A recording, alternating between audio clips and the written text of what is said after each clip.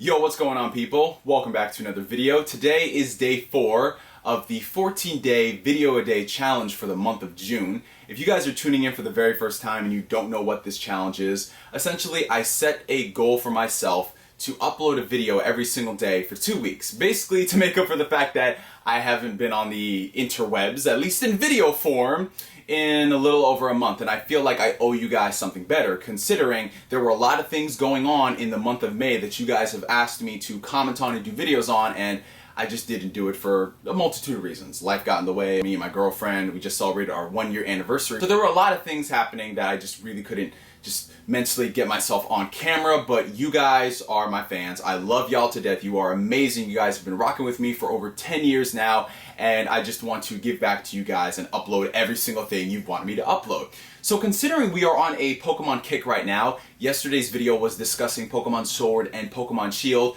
we might as well talk about another pretty monumental thing that affected the Pokemon fandom, and it's actually a movie that came out in May. Today I'm going to be talking to you guys all about Pokemon Detective Pikachu, and I've actually brought on a visual aid to help me along the journey.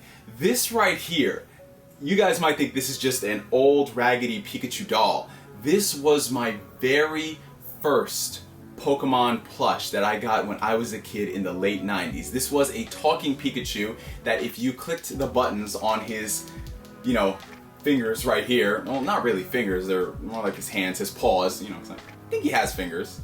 I've seen some pretty detailed things in the anime. His cheeks would light up, and of course you could hear Ikue Otani's voice, and it was just so awesome because I would carry this Pikachu with me every single place I went while I was playing Pokemon Red. So I thought that'd be pretty cool just to bring everything full circle. I got a giant ass Piplup doll up here, but Piplup, a lot of people don't like him, so I ain't not gonna allow any such slander on this video. But yeah, Pokemon Detective Pikachu is not really a film based off of the mainline Pokemon games. It's actually based off of a spin-off.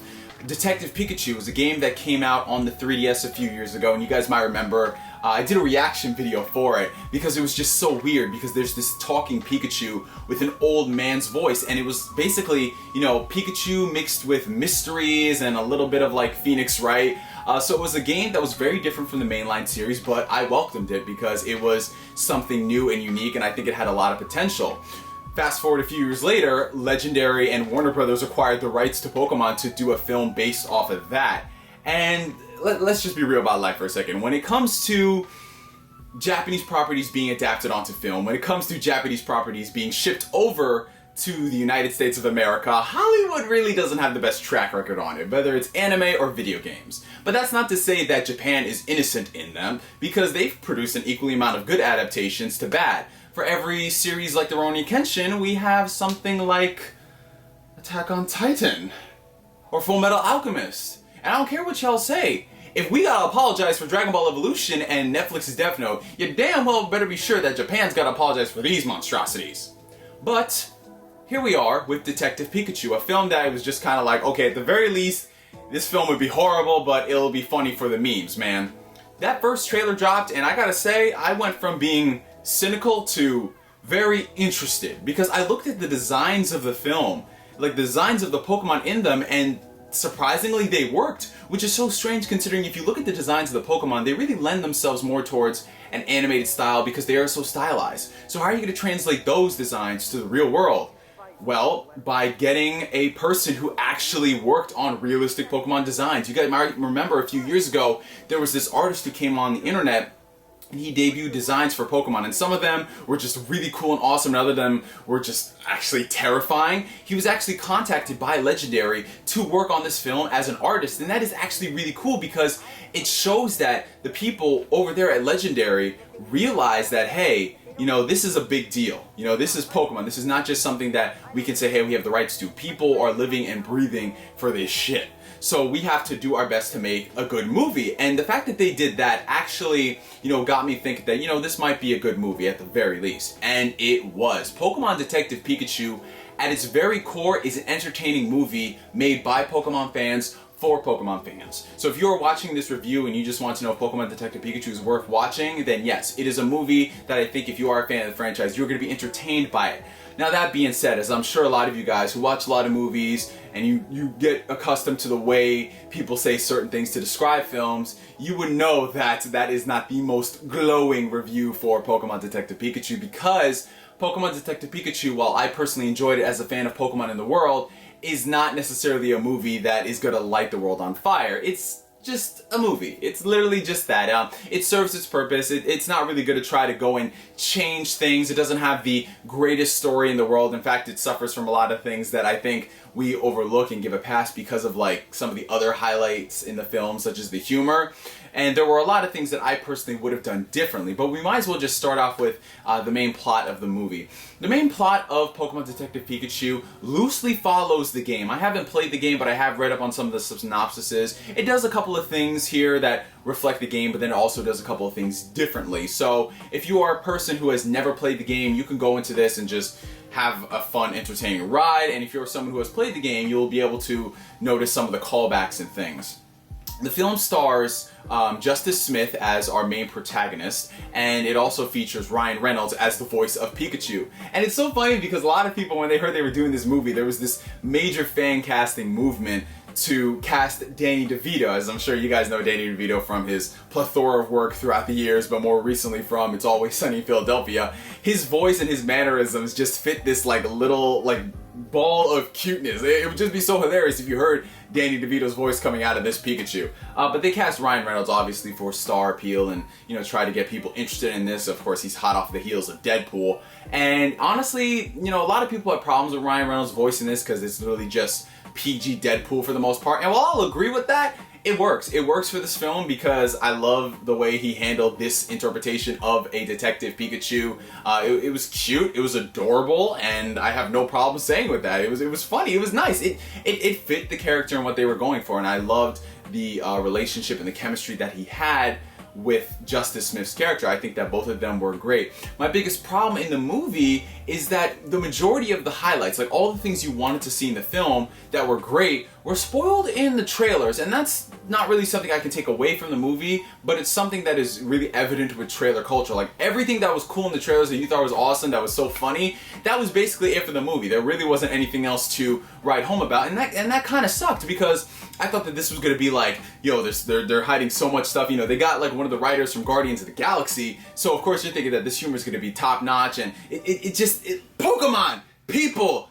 He can talk to a Pikachu. There's gonna be tons of jokes, and it really doesn't go above and beyond in terms of that. Like, I was expecting this humor to be on the level of Guardians of the Galaxy or something like the Marvel movies. And I know a lot of people are gonna say, why are you trying to compare this to the Marvel movies? They shouldn't be Marvel movies. They should be something different. Well, when this movie lends itself to those scenarios and it could benefit from being more humorous and having great humor, I think it would actually have helped the movie if the humor was better. Maybe they needed better writers on this movie. I don't know what. It just needed a punch up in terms of the dialogue, because everything else that was there was pretty much safe and what you'd expect. And none of the characters in the movie were really that deep. They didn't get that much development on it. It basically plays out exactly how you would expect, even down to the obvious plot twists in the film. Like, they try to throw a couple of red herrings at you and make you go, ooh, I didn't expect that would happen. Like, whoa. But if you're watching the movie, you can tell about all the twists. And I know a lot of people,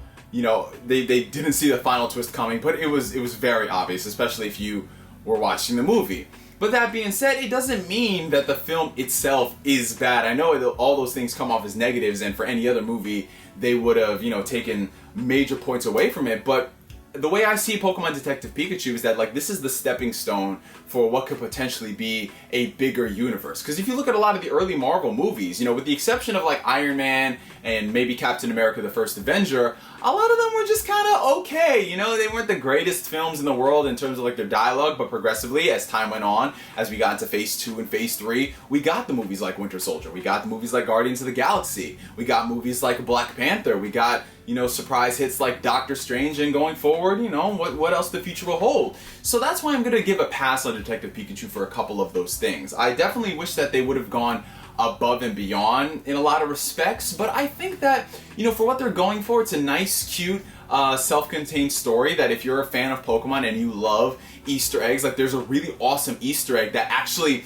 sets this movie in the same universe as the main anime, which is so crazy, and I know a lot of people don't like spoilers, but this will be the only spoiler I give away with this.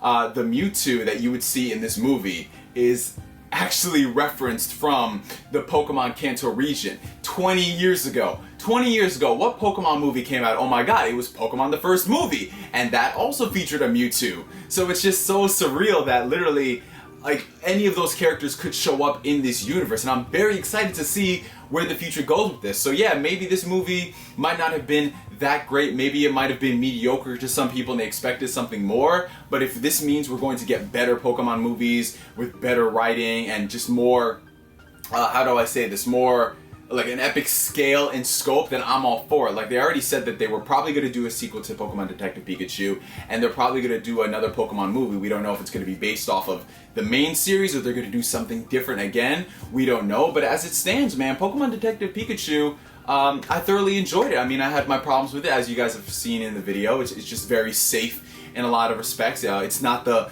grandiose Pokemon movie that I was waiting for, but for what they did, you know, it was alright. If you have some kids and they've never heard of Pokemon before, I think they will enjoy it. If you are a person who has kids and you want to introduce them to Pokemon for the very first time, I think they'll like it. And yeah, that's basically it, guys. So for me, for now, my name is NGS signing out, and like always, I catch you guys later.